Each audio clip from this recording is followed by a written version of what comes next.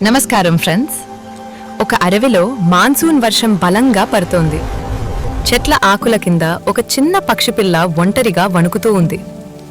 అది తల్లి లేకుండా, రక్షణ లేకుండా పూర్తిగా అనాథ అయింది. అప్పుడక్కడికి ఒక గాయాల ముద్రలతో ఉన్న అనాథ కుక్క వచ్చింది. సాధారణంగా కుక్క ఒక పక్షిని వేటాడాలి, కానీ ఆ రోజు దాని హృదయం వేరేలా స్పందించింది. ఆ చిన్న పక్షిపిల్లను చూసి దాన్ని దాడి చేయకుండా తన దగ్గరికి తీసుకుని తన శరీరపు వేడితో కాపాడింది.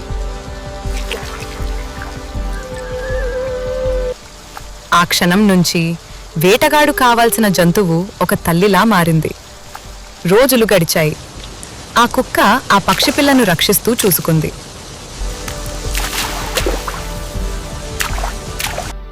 అప్పుడు అందరికీ ఒక నిజం అర్థమైంది. కుటుంబం రక్తంతో కాదు, ప్రేమతో, దయతో ఏర్పడుతుంది.